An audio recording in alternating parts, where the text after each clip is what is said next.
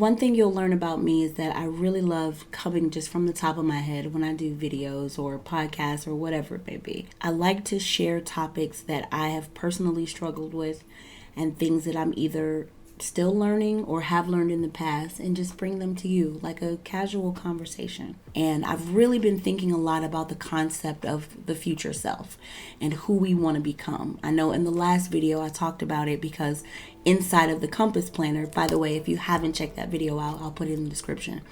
Inside of the compass planner, there's a section for you to kind of map out your future self. But one thing that I noticed with myself when it came to creating a vision for my future is it was kind of like it was a vision, but I wasn't connected to it. And so I want to talk to you a little bit about what it takes to truly connect to the vision that you have of yourself in the future.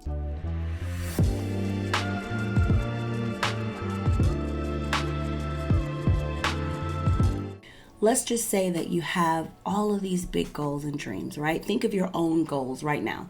The things that you decide that you want to accomplish in the next 10 years or 20 years.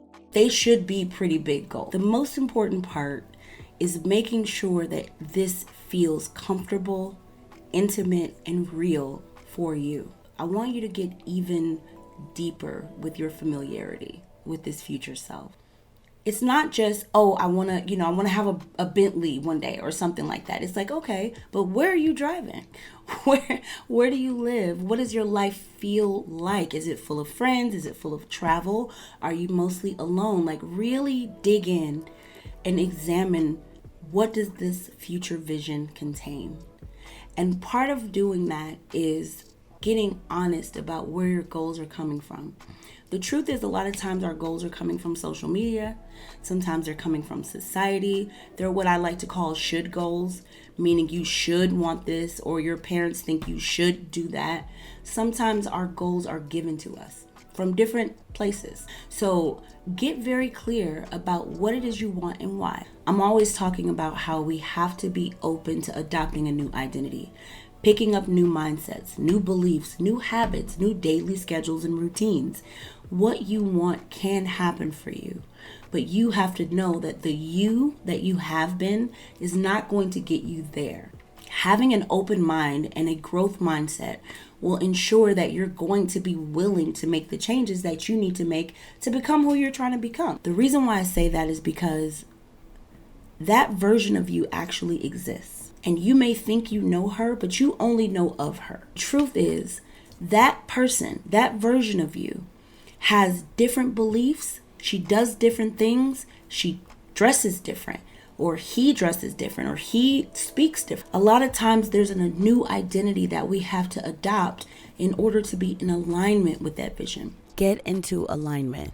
What you're doing, who you're being, and what you are believing all have to be working as a team to create the life you want.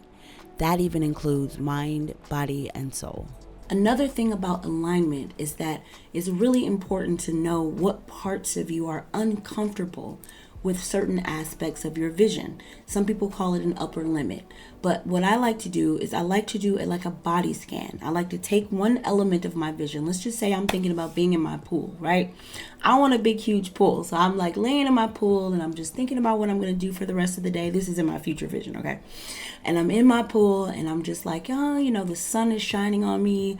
I can hear my music playing back here. And then I go until I start to feel resistance.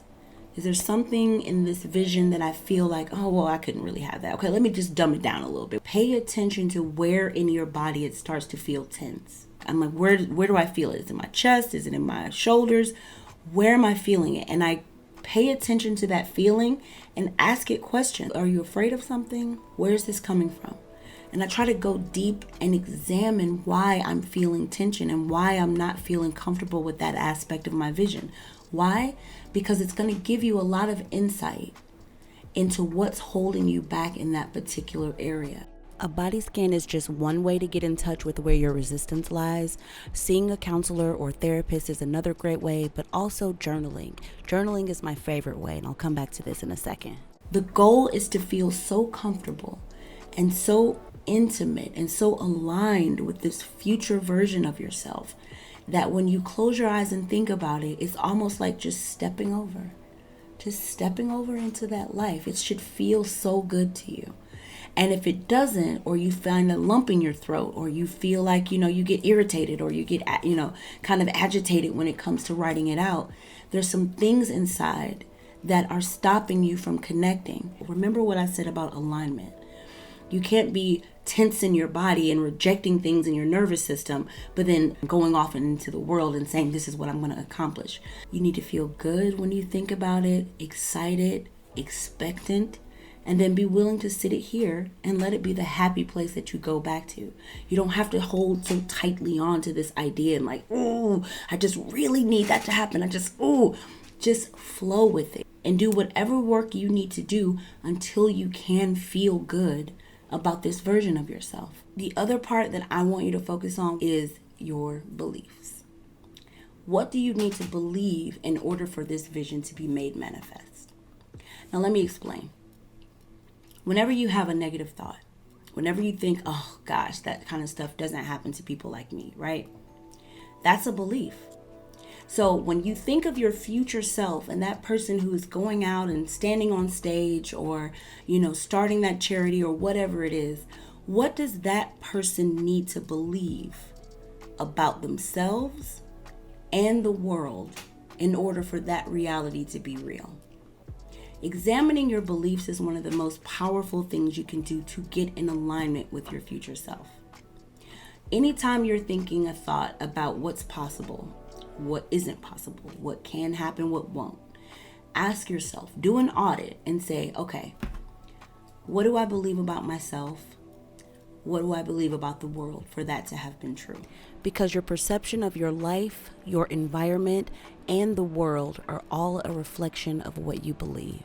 Let me know if this topic resonated with you. I love talking about it, and I really am fascinated by the idea of changing our identity and matching it to what we want to become. I wrote some journal prompts for you, and they're inside of my app. My app is called Mavenelle. It's completely free for you to do these journal prompts. These future self journal prompts will help you to kind of dive deep and get more familiar with what may be holding you back. I'll leave a link for that in the description. But yeah, like, subscribe, and hopefully you enjoyed the video, and I'll be back to see you real soon.